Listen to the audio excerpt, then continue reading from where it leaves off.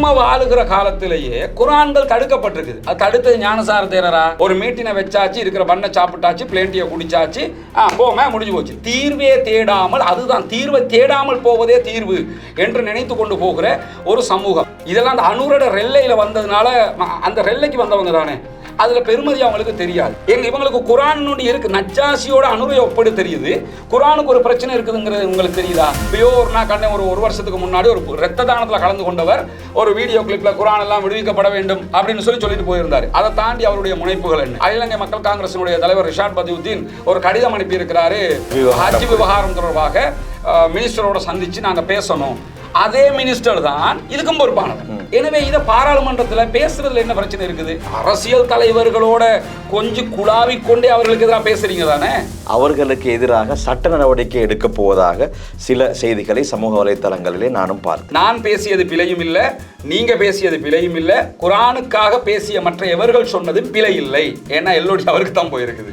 நான் பொய்யா சொல்லிட்டேன் அப்படின்னு சொல்லி மன்னிப்பு கேட்கணும். இல்லாத பட்சத்தில் 14 நாட்களுக்குள்ளாக 5 கோடி அவரு நஷ்ட ஈடு கொடுக்கணும். நீங்க இப்பதானே கடிதம் அனுப்பினீங்க, 2 வருஷமா நீங்க கடிதம் அனுப்பல, 2 வருஷமா குர்ஆன்களை குடோன்ல வச்சிருந்தீங்களே, இதற்கு யார் காசு? இதே மாதிரி இந்த சமூகத்துக்குள்ள நடந்த 1000 பிரச்சனை இருக்குது. நீங்க எல்லாரும் தப்பா நினைச்சிட்டீங்க. நான் ரொம்ப நல்லவன் தெரியுமா, நாங்க 8 பேரும் எவ்வளவு நல்லவங்க தெரியுமா, நாங்க எந்த பிழையும் செய்யாதவர்கள் தெரியுமா, அதுக்கு தான் பாருங்க நாங்க நஷ்ட ஈடு கேட்டிருக்கோம். நாங்க பிழை செஞ்சிருந்தா நஷ்ட ஈடு கேட்போமா? இங்க உள்ள பிரச்சனை என்னன்னா, தீர்வை தேட இவர்கள் ரெடி இல்லை. எனக்கு இந்த இடத்துல தான் ரிவ்யூ கமிட்டி மேல இன்னும் நமக்கு சந்தேகம் ஏற்படுது. ஒரு வீடு ஒரு குடும்பத்தின் கனவு, ஒரு முதலீடு ஒரு தலைமுறையின் எதிர்காலம். அந்த கனவுகளையும் அந்த எதிர்காலங்களையும் நம்பிக்கையுடன் கட்டி எழுப்பி வருகிறது Blue Ocean Group of Companies. இலங்கையின் வளர்ச்சியோடு உங்கள் வாழ்க்கையையும் உயர்த்துகிறோம். மீண்டும் ஒரு ஷார்ட் டாக் நிகழ்ச்சியில் உங்கள் அனைவரையும் சந்திப்பதில் மகிழ்ச்சி அடைகிறேன். கடந்த சில நாட்களாக முடக்கப்பட்டிருக்கக்கூடிய அல் குர்ஆன் மொழிபெயர்ப்பு பிரதிகளை எப்படி வெளியில் கொண்டு வர முடியும் என்பது தொடர்பிலே ஒரு பொறுப்பு வாய்ந்த ஊடகம் என்ற வகையிலே நாங்கள் பல முயற்சிகளை செய்து வருவதை நீங்கள் அறிவீர்கள். கடந்த சில நாட்களாக நாங்கள் அல் குர்ஆன் முடக்கப்பட்டிருக்கக்கூடிய விவகாரத்திலே எந்த விதமான நேர்காணல்களையும் வழங்கவில்லையே, ஏன் நீங்கள் இந்த விடயத்தில் இருந்து பின்னோக்கி சென்று விட்டீர்களா என்று பெருவாரியானவர்கள் எங்களிடத்திலே கேட்டிருந்தீர்கள். உண்மையிலே அப்படி அல்ல. நாம் சம்பந்தப்பட்ட பலரையும் நேர்காணல்களை செய்திருந்தோம். அதற்கு பின்னால் மேலாய்வு குழு அவர்களுடைய எந்த பிரச்சனையும் இல்லை, இந்த அல் குர்ஆன் மொழிபெயர்ப்பு பிரதிகளை விடுவிக்கலாம் என்ற ஒரு கடிதத்தை வழங்கியிருந்தார்கள். முஸ்லிம் சமய பண்பாட்டாளர்கள் திணைக்களத்திற்கு நாங்கள் சென்றோம், அவர்களிடத்தில் இது குறித்து கேட்டிருந்தோம். அவர்களும் சம்பந்தப்பட்ட இடங்களுக்கு கடிதங்களை அனுப்பியதாக சொன்னார்கள். எனவே நாங்கள் முஸ்லிம் சமய பண்பாட்டாளர்கள் திணைக்களத்தின் பதிலை எதிர்பார்த்தவர்களாக மௌனமாக இருக்கின்றோம். இதற்கிடையிலே பல சமூக செயற்பாட்டாளர்கள் பலரையும் தொடர்பு கொண்டு ஒரு தனி மனிதனாக அல்லது சில குழுக்களாக தங்களால் இயன்ற முயற்சிகளை இயன்ற விடயங்களை செய்து கொண்டே இருக்கின்றார்கள். அல்லாஹ் அவர்கள் அனைவருக்கும் அருள்பாலிக்க வேண்டும். அப்படி முயற்சி செய்யக்கூடிய ஒரு மிக முக்கியமான சமூக செயற்பாட்டாளர் சகோதரர் ரஸ்மின் அவர்களை இன்றைய நிகழ்ச்சிக்கு அழைத்திருக்கின்றேன். இதுவரையிலே, அதாவது நாங்கள் இறுதியாக உங்களுக்கு ஞாபகம் இருக்கும் இப்ராஹிம் அன்சார் சகோதரர், அதே போன்று அதற்கு பின்னால் இந்த அல் குர்ஆன் மொழிபெயர்ப்புகளை கிளியரிங் செய்யக்கூடிய கிளியரிங் ஏஜென்ட், அதை தொடர்ந்து சிரேஷ்ட சட்டத்தரணி ருஷ்டி ஹபீபோடு தொடர்பிலே பேசியிருந்தோம். அதற்கு பின்னால் நாங்கள் எந்த விதமான வீடியோக்களையும் வழங்கவில்லை. எனவே இந்த இடைப்பட்ட நாட்களிலே என்ன அப்டேட்டுகள் இருக்கின்றன என்பது தொடர்பிலே இன்றைய நிகழ்ச்சியிலே பேசுவதற்கு தயாராக இருக்கின்றோம். வாருங்கள் நிகழ்ச்சிக்குள் செல்வோம். அஸ்ஸலாமு அலைக்கும் வரஹ்மத்துல்லாஹி வபரகாத்துஹு. வலைக்கும் ஸலாம். உண்மையிலே இந்த முடக்கப்பட்டிருக்கக்கூடிய அல் குர்ஆன் மொழிபெயர்ப்பு பிரதிகளை மீட்பது இது ஒரு சமூக கடமை. அந்த கடமையை நாங்கள் இப்போது அனைவருமாக செய்து கொண்டிருக்கின்றோம். நீங்கள் பாரிய முயற்சிகளை செய்து கொண்டு வருவதை நாங்கள் அவதானிக்கிறோம். தனிப்பட்ட முறையிலே நீங்கள் பலரை சந்தித்து வருகிறீர்கள். அருண் நேமச்சந்திரவை சந்தித்த ஒரு புகைப்படத்தை நான் பார்த்து நானும் வந்திருந்தேன். முஸ்லிம் சமய பண்பாட்டாளர்கள் திணைக்களத்திற்கும் நாங்கள் சென்றிருந்தோம். இதுவரையிலே நடைபெற்றிருக்கக்கூடிய அப்டேட்டுகளை தெரிந்து கொள்ள பெருவாரியானவர்கள் ஆர்வமாக இருக்கின்றார்கள். என்ன இதனுடைய லேட்டஸ்ட் அப்டேட்? லேட்டஸ்ட் அப்டேட்னா கடைசியாக நமக்கு தெரியும், ரிவ்யூ கமிட்டி ஒரு கடிதம் கொடுக்க வேண்டியிருந்தது. அவங்க அதுக்கு அனுமதி கொடுத்தால் அடுத்த கட்டம் நகர முடியும் என்கிற ஒரு பெரிய முட்டுக்கட்டை இருந்தது. ரிவ்யூ கமிட்டி அந்த கடிதத்தை கொடுத்திருந்தாங்க. 13ஆம் தேதி சம்திங் அவங்க கடிதம் ஒன்று கொடுத்திருந்தாங்க. அந்த கடிதம் போனதுக்கு பிறகு உடனடியாக பாதுகாப்பு அமைச்சு, அதே போன்று புத்த சாசன அமைச்சுக்கு இந்த தகவல்கள் போக வேண்டும். அது போனதா இல்லையாங்கிறது நமக்கு தெரியல. அந்த கடிதத்தில் கூட நமக்கு தெரியும் தமிழ் பிரதிகளுக்கு மட்டும்தான் அனுமதி கொடுக்கப்பட்டிருந்தது. அப்போ உடனே நானே ஷேக் ஹர்கம் நூராமித்தோட ரிவ்யூ கமிட்டியினுடைய பொறுப்பாளர், அவர் தான் சேர்மன், அவருக்கே தொடர்பு கொண்டு நீங்கள் கொடுக்கறதுன்னு ஆயிடுச்சு, ஏன் நீங்கள் வந்து தமிழை மட்டும் கொடுத்தீங்கன்னும் போது, இல்லைங்க சாரி நாங்கள் அது பை மிஸ்டேக் ஆகிடுச்சு, உடனே நாங்கள் திருத்தி கொடுக்குறோம்னு அவங்க அதை திருத்தி கொடுத்தாங்க. அதை அதாவது கல்ச்சரல் அஃபேர்ஸினுடைய டிரெக்டரும் நம்மக்கிட்ட உறுதிப்படுத்தினார், ஆமாம் அவங்க திருத்தி தந்துட்டாங்கன்னு சொல்லி. எனவே தமிழ் சிங்கள பிரதிகள் எல்லாமே வெளியே வர்றதுக்குரிய அனுமதியைத்தான் தற்போது ரிவ்யூ கமிட்டி கொடுத்தாங்க. ரிவ்யூ கமிட்டி கொடுத்ததற்கு பிறகு உடனே முஸ்லீம் கலாச்சார திணைக்களம் என்ன பண்ணியிருக்கிறாங்கன்னு சொல்லி சொன்னால், பாதுகாப்பு அமைச்சுக்கு அந்த கடிதத்தோடு சேர்த்து இவர்களுடைய கடிதத்தை அனுப்பியிருக்கிறார்கள். ரிவ்யூ கமிட்டி ஓகே பண்ணிட்டாங்க, எனவே நீங்கள் வந்து இப்போ எங்களுக்கு அதை விடுவித்து தரணும்னு சொல்லி அதனுடைய காப்பியை புத்த சாசன மினிஸ்ட்ரிக்கும் கொடுத்திருக்கிறதாக நேரடியாக நம்ம சந்திக்கும் போது டிரெக்டர் அந்த இடத்துல இருந்தார் நவாஸ் அவர்கள், அதே போன்ற டிப்யூட்டி டிரெக்டர் இருந்தார், இன்னும் சில சகோதரர்களும் இருந்தாங்க. அவங்க எல்லாமே அங்கே இருக்கக்கூடிய அலுவலகத்தில் செயல்பட முக்கியஸ்தர்கள். அவங்க எல்லோருமே இந்த தகவல்களை சொன்னாங்க. இதே நேரத்தில் இது தொடர்பாக ரொம்ப கரிசனை காட்டக்கூடிய பாராளுமன்ற உறுப்பினர் காதர் மஸ்தான் அவர்களோடு தொடர்பில் இருக்கிறோம். அவர்தான் இதை பாராளுமன்றத்திலே மிக அழுத்தமாகவே கொண்டு வந்தவர். அல்லாஹ் அவருக்கு ரஹமத் செய்ய வேண்டும். பாராளுமன்ற உறுப்பினர்களாக அவர் தான் அதுக்கு முன்னுரிமை கொடுத்தவர் அதிகமாக. மற்றவர்களும் பேசினாலும் அவர் தான் அதிக முன்னுரிமை கொடுத்தாரு. அப்போ அவர்கிட்ட கேட்கும்போது, நானும் பாதுகாப்பு தரப்போட பேசி கொண்டிருக்கிறேன், இதுக்குரிய அடுத்த கட்ட நகர்வுகள் நடக்கும் இன்ஷா அல்லாஹ், நம்ம ட்ரை பண்ணுவோம்னு சொல்லி எல்லா தரப்புலையும் இந்த முயற்சிகளை நம்ம பண்ணி கொண்டிருக்கிறோம். இந்த நிலையில தான் நமக்கு ஒரு தகவல் கிடைத்தது. அதாவது செக்யூரிட்டி கவுன்சில் மீட்டிங் நடைபெற இருப்பதாகவும் அதில் இது தொடர்பாக பேசணும்னு சொல்லி அதுக்குரிய அந்த குரானுடைய பிரதி, அதாவது குரானில் பின்னாடி எண்ணோட் போட்டாங்கன்னா, எண்ணோட்டுங்கிறது அந்த விளக்க குறிப்பை பின்னாடி சேர்க்கிறது, பிற்குறிப்பு, அதை சேர்த்தா எப்படி அது வரும், அந்த புக்கு எப்படி வரலாம், குரானுடைய பிரதி எப்படி வரும் அப்படின்னு சொல்லி அதை எங்களுக்கு ஒரு டம்மி ஒரு மொடியூலாக எங்களுக்கு பண்ணித்தாங்கன்னு சொல்லி கேட்டதாகவும், அதை நாங்கள் செஞ்சுக்கிட்டு இருக்கிறோம் என்ற தகவலும் ஒரு தரப்பாக நமக்கு கிடைத்திருக்கிறது. சம்பந்தப்பட்ட குரானுடைய பிரதியில் பின்னாடி வர அகில இலங்கை ஜம்மியத்துல் உலமாவுடைய விளக்க குறிப்பு தான் அதில் சேர்க்கப்படும். இப்படித்தான் வரப்போகிறது என்பதை ஜனாதிபதிக்கு கிளியர் பண்ணும்போது அப்போ அதுக்குரிய அனுமதி பாதுகாப்பு தரப்பால் லேசாக கிடைச்சிரும். அந்த முயற்சியும் இன்னொரு தரப்பால் நடைபெற்று வருகிறது. இந்த நிலையில தான் நமக்கு தேவையானது என்னன்னு கேட்டால், இப்போ முஸ்லீம் கலாச்சார திணைக்களம்ங்கிறது அதில் இருக்கக்கூடிய டிரெக்டர், டிப்யூட்டி டிரெக்டர், அதில் இருக்கக்கூடிய பெரும்பாலான செயல்பாட்டாளர், அங்கே இருக்கக்கூடிய அலுவலகத்தில் வேலை செய்கிற அரச ஊழியர்கள் பெரும்பாலானவங்க முஸ்லீம்கள் தானே. இப்போ அவங்களுக்கு ஒரு கடமை இருக்குல்ல, இது அல்லாஹ்வோட வேதம். நம்ம கடிதத்தை அனுப்பிட்டு சும்மா இருக்க முடியாது. அவங்க இனி அதிகமான அழுத்தங்களை கொடுக்கணும். இதே நேரத்தில் இந்த ரிவ்யூ கமிட்டியை ஒன்று நீங்கள் புரிஞ்சுக்கிறேன்னா, கடிதத்தை கொடுத்துட்டோம். இப்போ இவ்வளோ நாளாக கடிதத்தை கொடுக்காம பெரிய பிரச்சனையை பண்ணிக்கிட்டு இருந்தாங்க. இப்போ நாங்கள் கடிதத்தை கொடுத்துட்டோம், இனி ரிலீஸ் பண்ணிக்கொள்ள வேண்டியதான், அப்படி இருக்க முடியாது. இப்போ அவங்க தான் இதை தடுத்தது. எனவே அவர்களும் என்ன பண்ணணும்னு கேட்டால் பல முயற்சிகளை மேலதிகமாக பண்ணணும். ஆனால் வெளிப்படையாக எங்கேயுமே நம்ம அவங்கள அப்படி பார்க்கல. நாங்கள் கடிதத்தை கொடுத்துட்டோம், இப்போ எங்கே பாலை பாஸ் பண்ணி விட்டாங்க. இப்போ என்னன்னா, இவங்க தான் இதை முழுக்க பண்ணினாங்க, தடுத்து வச்சுக்கிட்டு இருந்தாங்க. இந்த பாலை இப்போ என்ன பண்ணியிருக்கிறாங்கன்னு கேட்டால் அப்படியே டிபார்ட்மெண்ட்டுக்கு பாஸ் பண்ணி விட்டுருக்குறாங்க. ஆனால் அதை தாண்டி நம்ம அரச தரப்பில் இருக்கக்கூடிய சில முக்கியஸ்தர்களோடு பேசுகிறோம், அமைச்சர்களோடு பேசுகிறோம், எப்படியாவது அதை வெளியே எடுக்கணும்னு சொல்லி. இதே இடத்துல டிப்யூட்டி மினிஸ்டர் முனீர் முலஃபர் அவங்களுக்கு பெரிய கடமைப்பாடு இருக்குது. இதில் உள்ள விஷயம் என்னென்னு கேட்டால், டிப்யூட்டி மினிஸ்டர் இது சம்மந்தமாக வாய் திறக்க மாட்டேன். நான் கிட்டத்தில் கண்ணு யார் சரி ஒரு மஹஜர் கொடுத்துருக்குறாங்க, அந்த ஃபோட்டோவில் மஹஜர் எடுத்துருக்கிறார். மஹஜரை எடுக்கிறீங்க. இப்போ இன்றைக்கு கூட நான் ஒரு வீடியோ பேசியிருந்தேன், அதிலே நான் என்ன சொன்னேன்னா, நீங்கள் பேசா வீசாவுக்கு விளக்கம் சொல்ல போகிறேன், நாளைக்கு பார்லிமெண்ட்டில் விளக்கம் சொல்ல போகிறேங்கிறாரு. எல்லாத்துக்கும் சொல்லுங்க, ஒன்றும் பிரச்சனை இல்லை. ஆனால் அதை விட எது இம்பார்ட்டன்ட், இப்போ அதை விட முக்கியமாக இருக்க இந்த குரான் விஷயத்தில் நீங்கள் ஏன் வாய் திறக்க மாட்டேங்கிறீங்க? எனவே அதுக்கு அவரும் பேச வேண்டி இருக்கிறது. அதனால் இப்போதுள்ள அப்டேட்னு பார்த்தோம்னா, இதுவரைக்கும் இந்த விளக்க குறிப்புகளை டிபார்ட்மெண்ட் கேட்டுருக்கிறாங்க. டிபார்ட்மெண்ட்டில் இருக்கக்கூடிய ஒரு அதிகாரி, குறிப்பாக ஒரு டிபார்ட்மெண்ட்னா அவர் ஹஜ் கமிட்டியில் இருக்கிறாருன்னு நினைக்கிறேன். ஆனால் இதில் எனக்குள்ள கேள்வி என்னென்னு கேட்டால், டிபார்ட்மெண்ட் இதை கேட்கறது தான் நியாயம், ஹஜ் கமிட்டியில் இருக்கிறவர் ஏன் கேட்டிருக்கிறாருங்கிற ஒரு கேள்வியும் இருக்குது. ஆனால் யார் கேட்டாலும் பரவாயில்ல, யாராவது கொண்டு கொடுத்து இதை கொண்டு வர்றதுக்கான முயற்சி நடந்தால் அது சந்தோஷமானது. அல்ஹம்துலில்லாஹ். ஆம், இது ஒரு ஆரோக்கியமான தகவலாக இருக்கிறது, ஒரு புது தகவல், ரொம்பவே சந்தோஷம். ஏனென்றால் ஷேக் ஹர்கம் நூராமித் ஹஜ்ஜுக்கு சென்ற நேரத்தில் ஏற்பட்ட அந்த அசம்பாவிதத்திற்கு பின்னால் இது மீண்டும் மிகப்பெரிய பேசு பொருளாக மாறியிருந்தது. நாங்களும் பலரையும் சந்தித்தோம், இதில் இருக்கக்கூடிய முக்கியமான பல விடயங்களை வெளியிலே கொண்டு வந்தோம். அல்ஹம்துலில்லாஹ், அதன் விளைவு, பலருடைய துவா, இப்போது நல்ல செய்திகள் வெளிவர ஆரம்பித்திருக்கின்றன. பாராளுமன்றத்திலே இருக்கக்கூடிய ஆளுங்கட்சி முஸ்லிம் உறுப்பினர்களாக இருக்கட்டும் அல்லது எதிர்க்கட்சி முஸ்லிம் உறுப்பினர்களாக இருக்கட்டும், இப்போது இவர்களுக்கு ஒரு தார்மீக கடப்பாடு இருக்கின்றது. இது மிகப்பெரிய பேசு பொருளாக இருக்கக்கூடிய காலகட்டத்திலேயே பேசி முடித்து இதற்கான தீர்வினை பெற்றுக்கொள்ள வேண்டும். இது ஒரு நல்ல சந்தர்ப்பம். இந்த வாரத்திலே பாராளுமன்றமும் நடைபெற்று கொண்டிருப்பதால் இதுவரையிலே யாரும் பாராளுமன்றத்திலே மீண்டும் இந்த பூதாகரமாக வெடித்திருக்கக்கூடிய இந்த குர்ஆன் விடயம் தொடர்பிலே பேசுவதை நான் அவதானிக்கவில்லை. என்ன காரணம்?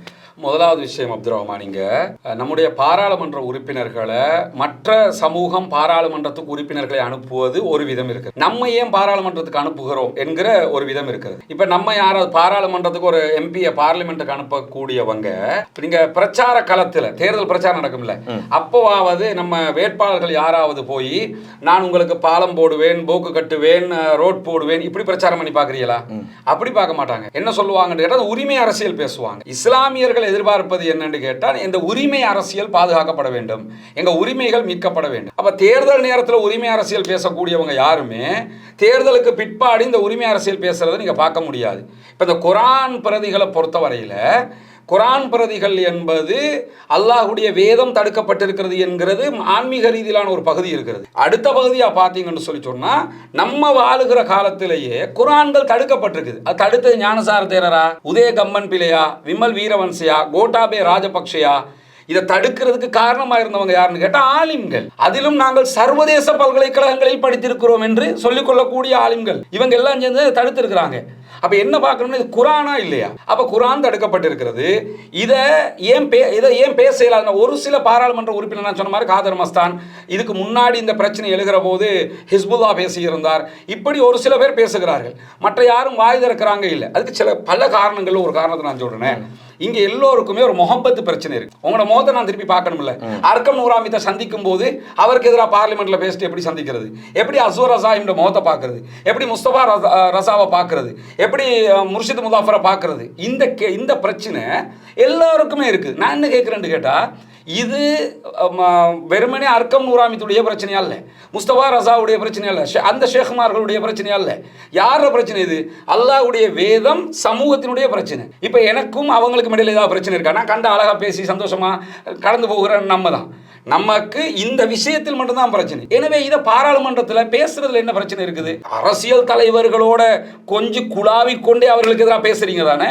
டீ குடிக்கல கேன்டீன்ல ஆதம்பாவா உட்காந்து சிரிச்சு பேசுறீங்க. ஆதம்பாவா திருப்பி வந்து பார்லிமெண்ட்ல உங்களுக்கு கேசலையா, திட்டுறது இல்லையா? மாறி நடக்குது தானே. எனவே இவங்க இந்த முகப்பத்து பிரச்சனையால கொஞ்சம் பேர் பேசாம இருக்கிறாங்க. ரெண்டாவது, நீங்க எங்கேயாவது கண்டீங்களா? இப்ப நம்மளே ஒரு கூட்டம் நடத்தி இந்த குர்ஆன்களை விடுவிக்கணும் அப்படின்னு சொல்லி அந்த கூட்டத்துக்கு வந்திருந்த எம்பிமார்ல எத்தனை எம்பிக்கள் இந்த குர்ஆனுடைய அப்டேட் என்னன்னு திருப்பி உங்கள்கிட்ட கால் பண்ணி கேட்டிருப்பாங்க? என்கிட்ட கேட்கல, உங்கள்கிட்ட கேட்கல, ஷேக் ஹைதர்கிட்ட கேட்கல, ஷேக் சஜீர்கிட்ட கேட்கல, எனக்கு தெரிஞ்ச யார்ட்டையும் கேட்கல, ஏற்பாட்டுக்குள்ள யார்ட்டையும் கேட்கல, சரி தலைவர் சுரேன்கிட்ட கேட்கல, யார்ட்டையுமே கேட்கல. ஏன்னு கேட்டால் வந்து பொதுவாக நம்ம சமூகத்தில் ஒரு நம்ம காகித உலகத்தில் இல்லாமல் பேசணும்.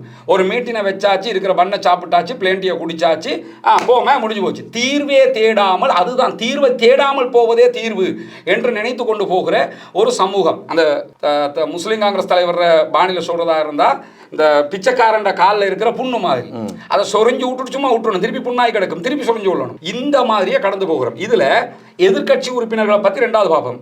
முதல்ல இந்த ஆளும் கட்சியில கொஞ்சம் முஸ்லிம்கள் இருக்கிறாங்கல்ல, கல்முனையில ஆதம்பாவா இருக்கிறாரு, இறைவனால் அங்கீகரிக்கப்பட்ட எம்பி. முதல்ல இதுக்கே இந்த இஸ்லாமிய சமூகம் கொதிச்சிருக்கணும். ஒரு ஆளும் இவருக்கு எதிராக பேசினாங்களா? முதல்ல இவர் அல்லாட்ட தௌபா கேட்கணுமா இல்லையா? அது எப்படி இறைவனால் நான் அங்கீகரிக்கப்பட்டவன் நீங்க எப்படி சொல்லுவீங்க? உங்களுக்கு நீங்கள் இறைவனால் அங்கீகரிக்கப்பட்ட எம்பி. அவர் ரலியல்லாஹு அன்ஹு வரதுவான்னு நினைச்சுக்கிட்டு இருக்கிறாரு. அவர் கனவு கண்டிருப்பார். புரியுது? அப்ப என்னண்டா அவருடைய செயல்பாடுகள் எல்லாமே இப்படித்தான் இருக்குது. அவரை கொண்டு வந்தது அரசாங்கம் நேஷனலிஸ்ட். தேர்தலில் கேட்டு தோத்தவங்களுக்கு பெரும்பாலும் கொடுக்கல. இவர் தான் தேர்தல் கேட்டு தோத்த ஒருத்தராக அனுரகுமாரோடைய அரசாங்கம் இவருக்கு கொடுத்துச்சு. அந்த ஏரியாவில் முஸ்லீம் எம்பி இல்லை, அவங்களோட கட்சியாளன்றதுக்கு கொண்டு வந்தா அந்த ஆள் படுத்துற பாடு இருக்குல்ல. அல்லாஹ்வால் அங்கீகரிக்கப்பட்ட எம்பி 2 நாள் கழிச்சு என்ன செய்யறாருன்னு கேட்டா பாட்டு போட்டி. பாத்தீங்களாத பாட்டு படிக்கிறார், போடு நான் பாட்டு படிக்கிறேன். அல்லாஹ்வால் அங்கீகரிக்கப்பட்ட எம்பி. எதுக்கு சொல்ல வர்றேன்னா, கொஞ்சம் கூட இந்த சமூக அக்கறை அற்றவர்கள் இதெல்லாம் அந்த அனுரோட ரெல்லையில வந்ததுனால, அந்த ரெல்லைக்கு வந்தவங்க தானே. அதில் பெருமதி அவங்களுக்கு தெரியாது. ரெண்டாவது, ஏற்கனவே நான் முனீர் முதஃபரை சொல்லிட்டேன், இந்த டிப்யூட்டி மினிஸ்டர், அவர் இதில் எந்த கரிசனையும் காட்டாமல் இருக்கிறார். அதே மாதிரி இந்த ரியாஸ் ஃபாரூக் ஒருத்தர் அக்கூரனிலிருந்து வந்தார் நினைவிருக்கல, அவர் இருக்கிறாராண்டு எக்ஸ்கியூஸ் மீ நீங்கள் இருக்கிறீங்களான்னு அவர்கிட்ட தான் நம்ம கேட்கணும். அதே மாதிரி ஒருத்தர் இருக்கிறாரு துபலக்காய பஷ்மின் ஆஜியார். அப்போ இவங்கெல்லாம் எங்கே? பஷ்மின் ஆஜியார் ஒரு செய்தி சொல்லணும். நாங்கள் இந்த குர்ஆன் மீட்பு கூட்டம் நடத்துகிற போது வந்தார். முஸ்லீம் சமூகத்துக்காக இருக்கிற பாராளுமன்ற உறுப்பினர்களை அதிகம் பேசினது யார் தெரியுமாண்டார். அது நம்ம கூட்டத்துக்கு வந்திருக்கோம், வாங்க போவோம் அப்படின்ட்டு. ஏன் இதை சொல்ல வர்றேன்னு கேட்டால் அவங்க அப்படி நினைச்சுக்கிட்டு இருக்கிறாங்க, நம்ம தான் முழுக்க செஞ்சுக்கிட்டு இருக்கிறோம். அஸ்லம் ஒருத்தர் இருக்கார் தெரியுமில்ல குர்ஆனில், இவர் வந்து நஜ்ஜாசி மன்னரோட அனுரகுமாரை ஒப்பிட்டு பேசினவர். இவங்களுக்கு குர்ஆனுடைய இருக்கு, நஜ்ஜாசியோட அனுரை ஒப்பிட்டு தெரியுது, குர்ஆனுக்கு ஒரு பிரச்சனை இருக்குதுங்கிறது உங்களுக்கு தெரியுதா? இந்த மாதிரி இந்த ஆளுங்கட்சி எம்பிக்களை பொறுத்தவரையில் எனக்கு நான் அந்த மற்றவங்க சொல்றதை நான் நம்பலை.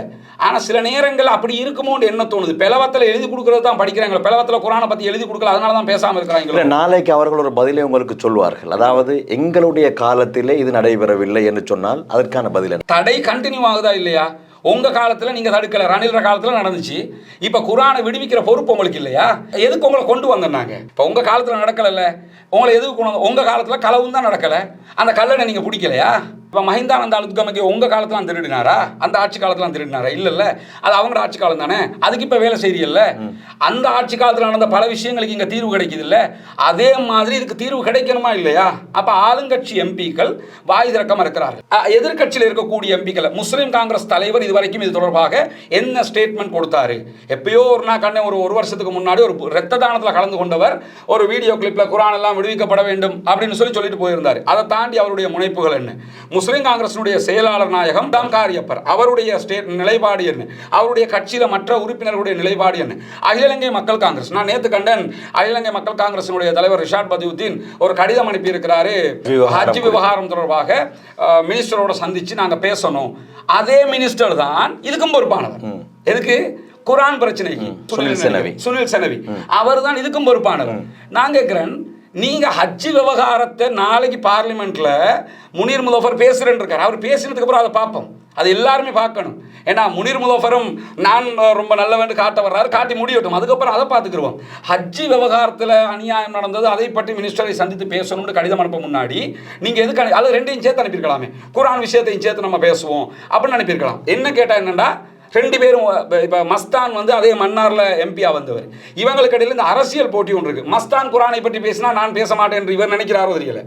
அப்ப நான் என்ன கேட்கிறேன்னு கேட்டா, இவர் ஒரு கட்சியில தலைவர், அகில இலங்கை மக்கள் காங்கிரஸ் கட்சி, நாங்கள் சமூகத்துக்கான கட்சி, உரிமை பேசுகிற கட்சி, நாங்கள் எப்படிப்பட்டவர்கள் தெரியுமா? இப்படி பேசினா பத்தாது. இந்த குர்ஆன் விஷயத்துக்கு உங்களுடைய நிலைப்பாடு குர்ஆனா இல்லையா இது? அப்ப குர்ஆன் விஷயத்துக்கு அந்த விஷயத்திலையும் வாய் திறக்கிறாங்க இல்லை.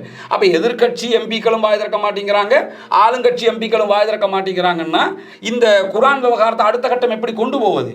அப்ப அவங்க இதுக்கு முனைப்பெடுக்கணும். இதுல காய்தல் உவத்தல் இல்லாமல் நம்ம அல்லாஹ்வுக்கு பயந்து செயல்படணும். இதுல செயல்பட்டால் இதுக்கு ஒரு தீர்வு வருவதற்கு வாய்ப்பு இருக்கிறது. முகப்பத்து பார்க்காம ஒர்க் பண்ணணும். அவர முகமே அதெல்லாம் தேவையில்லை, முகப்பத்து பார்க்காம ஒர்க் பண்ண எடுத்துடலாம். இறுதியாக அண்மைய நாட்களாக இந்த குர்ஆன் விவகாரம் பேசு பொருளாக மாறியதற்கு பின்னால் பலரும் வந்து தங்களுடைய கருத்துக்களை சொல்கிறார்கள், அவர்கள் தங்களுடைய நிலைப்பாட்டை சொல்கிறார்கள், காரசாரமாக பேசுகின்றார்கள். அவர்களுக்கு எதிராக சட்ட நடவடிக்கை எடுக்கப் போவதாக சில செய்திகளை சமூக வலைத்தளங்களிலே நானும் பார்த்தேன். எப்படி பார்க்குறீங்க? அதாவது ரிவ்யூ கமிட்டியினுடைய சேர்மன் ஷேக் அர்கம் நூராமித் அவர்களுடைய தரப்பால லாயர் என்ன பண்ணியிருக்காருன்னா எல்ஓடி அனுப்பியிருக்கிறாரு, லெட்டர் ஆஃப் டிமாண்ட் அனுப்பியிருக்கிறாரு. அதாவது இப்ராஹிம் அன்சார் அவர்களுக்கு, அவர் முன்னாள் சேர்மனாக இருந்தவர், டிரெக்டராக இருந்தவர் முஸ்லீம் கலாச்சார திணைக்களத்தில். அந்த லெட்டரை நான் முழுமையாக படித்தேன். படிக்கும்போது எனக்கு தோணுதுன்னா, ஏன் உங்களுக்கு லெட்டர் வரலையா? எனக்கு ஆமா, நீங்க இப்ப அதுல என்ன போடப்பட்டிருக்குன்னு கேட்டா, இப்ராஹிம் அன்சார் சொன்னது பொய், இப்ராஹிம் அன்சார் தவறாக பேசியிருக்கிறார், இப்ராஹிம் அன்சார் பேசியது பிழை, சரிதானே? எனவே நான் பேசியது பிழையும் இல்லை, நீங்க பேசியது பிழையும் இல்லை, குர்ஆனுக்காக பேசிய மற்ற எவர்கள் சொன்னதும் பிழை இல்லை. ஏன்னா எல்லோடி அவருக்கு தான் போயிருக்குது. இப்ப எங்களுக்கு இனிமே வந்து அதை பார்த்துக்குவோம், அது வேற விஷயம். இதுவரைக்கும் வந்த லெட்டர் ஆஃப் டிமாண்ட் படி இப்ராஹிம் அன்சாருக்கு தான் கடிதம் அனுப்பப்பட்டிருக்கு, அவர் சொன்னது பொய் அப்படின்னு சொல்லி. சரி, இப்ப நான் என்ன கேட்டா, நான் பேசின அனைத்துக்கும் நான் ஆவணம் வச்சிருக்கிறேன். யாரு வந்தாலும் நான் காட்ட முடியும், ஆவண ரீதியாக தான் நம்ம பேசியிருக்கோம். அந்த 8 பேரும் வருவாங்க, சொல்றாங்களா இருந்தா அவங்கள வச்சுக்கிட்டு கூட பேசுவோம், அது வேற விஷயம். 8 பேரும் அந்த பக்கம் இருக்கட்டும், நான் இந்த பக்கம் இருக்கிறேன், பேச ரெடினா பேசுவோம். நீங்க தடுத்தது நீங்க தான், உருவாக்கினது நீங்க தான், இந்த நிபந்தனைகள் எல்லாம் உங்களால தான் உருவாக்கப்பட்டுச்சு. நான் சொல்லல, மினிஸ்டரே சொல்லி இருக்கிறார். நான் சும்மா ஆதாரமா தானே சொல்றேன், அவங்க சொன்னதான் நான் சொல்லிக்கிட்டு இருக்கிறேன். இந்த இடத்துல இப்ப எல்லோடியில கடிதத்தில் என்ன அனுப்பியிருக்கிறாங்கன்னு கேட்டா, இப்ராஹிம் அன்சார் அவர்கள் 7 நாட்களுக்குள்ளாக பகிரங்கமாக வந்து மன்னிப்பு கேட்க வேண்டும். நான் சொன்னது பில, நான் பொய்ய சொல்லிட்டேன் அப்படின்னு சொல்லி மன்னிப்பு கேட்கணும். இல்லாத பட்சத்தில் 14 நாட்களுக்குள்ளாக 5 கோடி அவர் நஷ்ட ஈடு கொடுக்கணும். இதில் நான் பார்த்து நான் இன்னும் ஒரு வீடியோ போட்டிருக்கிறேன். அதில் இந்த கடிதம் இப்ராஹிம் அன்சார் அவங்களுக்கு போயிருக்குது. அதில் நான் சொன்ன ஒரு செய்தி என்னன்னு கேட்டால், இப்ராஹிம் அன்சார் அவர்களுக்கு சட்ட ரீதியாக இதை எதிர்கொள்வதற்கு ஜனநாயக ரீதியாக நாங்கள் துணை நிற்போம். ஏன்னா அவர் குரானுக்காக தான் பேசினார். இப்போ இப்ராஹிம் அன்சார் பொய் சொல்லிட்டாரு, எனவே அவர் வாபஸ் வாங்கணும், 5 கோடி தரணும்னு நஷ்டம் கேட்குறாங்க. அப்போ குரானை தடுத்தாங்கல்ல 2 வருஷமா. நீங்கள் இப்போ தானே கடிதம் அனுப்பினீங்க, 2 வருஷமா நீங்கள் கடிதம் அனுப்பல. 2 வருஷமா குரான்களை குடோனில் வச்சிருந்தீங்களே, இதற்கு யார் காசு? இதுக்கு யார் நஷ்டம்? நீங்கள் Blue Ocean Group of Companies, இலங்கையின் வளர்ச்சியோடு உங்கள் வாழ்க்கையையும் உயர்த்துகிறோம். ஒன்று செய்யுங்க, இப்ராஹிம் அன்சார் 5 கோடியை வாங்குங்க. ஸ்ரீலங்கா முஸ்லீம்களுக்கு ரிவ்யூ கமிட்டியால ஒரு 500 கோடி தாங்க. ஏன் தரணும்னு கேட்டா, எங்களுக்கு செஞ்ச அநியாயம் இது. நீங்க ஏன் இந்த குரானை விடுவிக்காம இப்ப கடிதம் அனுப்பிட்டாங்களே விடுவிக்கிறேன்னு. எனவே இதை விடுவிப்பதில் பிரச்சனை இல்லை என்பது நிரூபணம் ஆயிடுச்சு. இல்ல இப்ப கடிதம் அனுப்பினதுல இருந்து இதை விடுவிப்பதில் எந்த பிரச்சனையும் இல்லை. இது அன்னைக்கே செஞ்சிருக்கலாமே. அப்ப 2 வருஷமா நீங்க தடுத்து வச்சிருக்கிறீங்க. இதற்கு பணம் கட்ட வேண்டியிருக்கு சுங்க திணைக்களத்துக்கு. ஏற்கனவே உங்களுக்கு தெரியும், இந்த குரான்களுடைய அரபு பிரதிகளை வெளியே எடுக்கும் போது எனக்கு தெரிந்து ஆசாத் சாலி முன்னாள் மேல் மாகாண கவர்னர் அவர் 14 லட்சம் ரூபாய் கட்டி அதை வெளியே கொண்டு வந்தார். அப்ப அந்த 14 லட்சம் கூட ஏன் கட்ட வேண்டி வந்துச்சு? இவங்க தடுத்ததுனால தானே. அப்ப இவங்க அரப தடுத்தாங்க, பிறகு தமிழ் மொழிபெயர்ப்புகள், சிங்கள மொழிபெயர்ப்பு எல்லாத்தையும் தடுத்திருக்காங்க. இப்ப இப்ராஹிம் அன்சார் பொய்யே சொன்னார்னு வச்சுக்கிறோமே, அவர் சொன்னது பொய், நீங்கள் செய்தது பச்சை துரோகம். இப்ப அவர் சொன்ன பொய்க்கு அவர்கிட்ட நீங்க நஷ்டம் எடுத்துக்கிறீங்க. நீங்க சமூகத்துக்கு செஞ்ச துரோகத்துக்கு எல்லாத்துக்கும் மேல நான் கேட்கிறேன் அப்துல் ரஹ்மான், நீங்க லெட்டர் ஆஃப் டிமாண்ட் அனுப்பலாம், அது ஜனநாயக உரிமை, நீங்க அனுப்புங்க, எந்த பிரச்சனையும் கிடையாது. இதே மாதிரி இந்த சமூகத்துக்குள்ள நடந்த 1000 பிரச்சனை இருக்குது. இந்த பிரச்சனைகளுக்கு ஏன் நீங்க இது மாதிரி ஒரு முனைப்படுக்கல? உதாரணமாக குர்ஆன் தடுக்கப்பட்டதை பேசியதற்காக லெட்டர் ஆஃப் டிமாண்ட் அனுப்பியிருக்கிறீங்க இப்ராஹிம் அன்சாருக்கு. குர்ஆனை எதிர்த்து, குர்ஆனுக்கு எதிராக கட்டுமையான கேவலமான பேச்சுக்களை பேசியது ஞானசார தேரர். அல்லாஹுவை எப்படியெல்லாம் கேவலமா பேசினார்ன்றதை நான் சொல்ல முடியாது, அவ்வளவு கேவலமா பேசினார். அதே மாதிரி குளியாப்பட்டியில பள்ளி வாசலுக்குள்ள பன்றியில தலையை வீசி விட்டு போனாங்க. இந்த மாதிரி எல்லாம் நடந்துச்சு இல்ல. அதே அலுத்கம கலவரம் யாரால் தோற்றுவிக்கப்பட்டதுங்கிறது குழந்தை பிள்ளைக்கும் தெரியும். இந்த மாதிரி எல்லாம் நடந்துச்சு. இந்த கமிட்டியில் இருக்கிற அர்க்கம் நூராமித் ஷேக் அவர்கள் அல்லது அசூர் அசாயம் ஷேக் அவர்கள் அல்லது முஸ்தபா ரசா அவர்கள், இப்படி யாராவது ஒருத்தர் இந்த ஞானசார தேரருக்கு எதிராக இதே மாதிரி ஒரு எல்லோடி அனுப்பினீங்களா? எங்களோட சமூகத்தை நீங்கள் அசிங்கப்படுத்தி விட்டீர்கள், எங்கள் அல்லாஹ்வுடைய குர்ஆனை கேவலப்படுத்தி விட்டீர்கள், அல்லாஹ்வுடைய குர்ஆனுக்கு எதிராக நீங்கள் நிற்கிறீர்கள் அப்படின்னு ஒரு வழக்கு போட்டீங்களா? ஒரு கம்ப்ளைண்ட் போலீஸ்ல உங்களுக்கு தெரியும். இப்போ இந்த விவகாரத்தில் தீர்ப்பளிக்கப்பட்டிருக்குது ஞானசார தேரர் அவர்களுக்கு 9 மாதங்கள். இந்த 9 மாத தீர்ப்புக்கு கம்ப்ளைண்ட் போட்டது ஒரு ஆலிம் அல்ல, ரிகாஸ் ஆஜியார் என்கிற ஒரு தனி மனிதன். அதுக்கு பிறகு ரிஷாட் பதியுத்தீன், அதே போன்று முஜிபுர் ரஹ்மான், அதே போன்று ஆசாத் சாலி 3 பேரும் கம்ப்ளைண்ட் பண்ண இன்னொரு வழக்கம் இருக்குது. இதுக்கு பிறகு அது வரும், ஒன்று முடிய ஒன்று வரும் ஞானசார தேரர் அவர்களுக்கு. ஆனால் இவங்க கம்ப்ளைண்ட் போட்டாங்களே, இதே மாதிரி இன்னைக்கு எங்களை அவமானப்படுத்தி விட்டீர்கள் சொல்லி எல்லோடி அனுப்புறவங்க ஞானசார தேரருக்கு எதிராகவும் இப்படி கம்ப்ளைண்ட் பண்ணியிருக்கலாமே, ஏன் பண்ணல? நீங்க அவ்வளவு அலுத்கம கலவரம் நடந்தது. நான் என் வீடியோல கேட்டிருக்கிறேன், உங்களுக்கு தெரியுமா இருக்கும். ஒரு தப்லீக் ஜமாத்தில் ஒரு முக்கியமான ஹசரத்தாக இருந்தவர், கண்டி சிட்டி ஜம்மியத்துல் உலமாவினுடைய பொறுப்பாளர்களில் ஒருவராக இருந்தவர் தான் சதகத்துல்லா ஹசரத் அவர்கள். இவங்களை அதாவது திகன கலவரம் நடக்கும்போது அக்குரணையிலிருந்து அவர் கண்டிக்கு போற வழியில பஸ்ஸுக்குள்ள புகுந்த காடையர்கள் கைகளில் இருந்த பொல்லுகளால் கத்திகளால் அடிச்சு கடுமையாக காயப்படுத்தி ரத்தம் தோய்ந்த நிலையில் மருத்துவமனையில் அட்மிட் பண்ணப்பட்டு பல நாட்கள் மருத்துவமனையில் பேச்சு மூச்சு இல்லாமல் இருந்து கடைசியில் அவர் மரணித்தார். அல்லாஹ் தஆலா அவருக்கு சொர்க்கத்தை கொடுக்க வேண்டும், அருள் புரிய வேண்டும், அல்லாஹ் அவருக்கு பரக்கத் செய்ய வேண்டும். இந்த சதகத்துல்லா ஹசரத்துக்காக நீங்க ஒரு வழக்க போட்டிருக்கலாமே, எங்களோட இருந்தவர் எங்களுக்கு இப்படி நடந்துருச்சு. ஏன்னா எல்லாம் ஜம்மியத்துல் உலமாவுல இருக்கிறவங்களும் சேர்ந்து தானே, இதில் ஜம்மியத்துல் உலமாவுல தானே இவங்க அத்தனை பேரும் இருக்கிறாங்க. எனக்கு என்ன யோசனைன்னு கேட்டால், ஏன் ஜம்மியத்துல் உலமா இதை கேட்க மாட்டாங்களா? இவங்க போடுகிற இந்த செய்திகள் எல்லாம் இப்படி நடக்கிறது எல்லாம் கேட்க மாட்டாங்களா? அப்ப இங்க உள்ள பிரச்சனை என்னன்னா, சமூகத்துக்கு ஒரு பிரச்சனை நடக்கும்போது நீங்க உங்களுக்கு நீங்க வழக்கு போட ரெடி இல்லை, டிஃபமேஷன் கேட்க ரெடி இல்லை, நீங்க அதுக்குரிய நஷ்டஈடு கேட்க ரெடி இல்லை, ஒன்றுக்கும் ரெடி இல்லை. உங்களை கேவலப்படுத்தி இப்போ இதுல ஒரு லாஜிக் இருக்குது. இப்போ கொஞ்சம் ஓஞ்சமாக இருக்குல்ல குர்ஆனுடைய விவகாரம். இப்போ என்னண்டா, நீங்கள் எல்லாரும் தப்பாக நினச்சிட்டீங்க, நான் ரொம்ப நல்லவன் தெரியுமா, நாங்கள் 8 பேரும் எவ்வளோ நல்லவங்க தெரியுமா, நாங்கள் எந்த பிழையும் செய்யாதவர்கள் தெரியுமா? அதுக்கு தான் பாருங்க, நாங்கள் நஷ்டஈடு கேட்டிருக்கோம். நாங்கள் பிழை செஞ்சிருந்தா நஷ்டஈடு கேட்போமா? புரியுதா? நாங்கள் தப்பு செஞ்சிருந்தா இப்படி கேட்டிருப்போமா? அது நீங்கள் செஞ்சது சரியா பிழையாங்கிறத கோர்ட்ஸில் பார்த்துக்குருவோம், அது வேற விஷயம். ஆனால் இந்த விவகாரத்தில் நீங்கள் எடுத்த முயற்சியை இப்போ நீங்கள் இந்த டிஃபமேஷன் லெட்டர் அனுப்புகிற மாதிரி என்ன பண்ணியிருக்கணும்னு கேட்டால், இந்த விவகாரங்களுக்கு நீங்கள் செஞ்சிருக்கணும். குர்ஆனையை தடுத்து போட்டு குர்ஆன் தடுத்தது பிழை என்று சொன்னவருக்கு எதிராக 5 கோடி நஷ்டஈடு கேட்கிறோம் அப்படின்னு அனுப்புறது எந்த வகை நியாயம்? இது சரி, மார்க் அடிப்படையில் இது சரியா? அதை சொல்லுங்க. நீங்க தடுத்தது எதை? அவர் சொன்னதுல குர்ஆனை தடுத்ததுக்கு எதிராக தானே பேசியிருக்கிறாரு. அப்ப எனவே இங்க உள்ள பிரச்சனை என்னன்னா, தீர்வை தேட இவர்கள் ரெடி இல்லை. எனக்கு இந்த இடத்துல தான் ரிவ்யூ கமிட்டி மேல இன்னும் நமக்கு சந்தேகம் ஏற்படுகிறது. இவர்கள் இந்த நிமிடம் வரைக்கும் கடிதத்தை அனுப்பினாலும் குர்ஆனை வெளியே விடாம இருக்கிறதுக்கு தான் இவங்க யோசிக்கிறாங்க என்பது இந்த செயல்பாடுகளில் எல்லாம் நமக்கு கிளியராக தெரிய வருகிறது.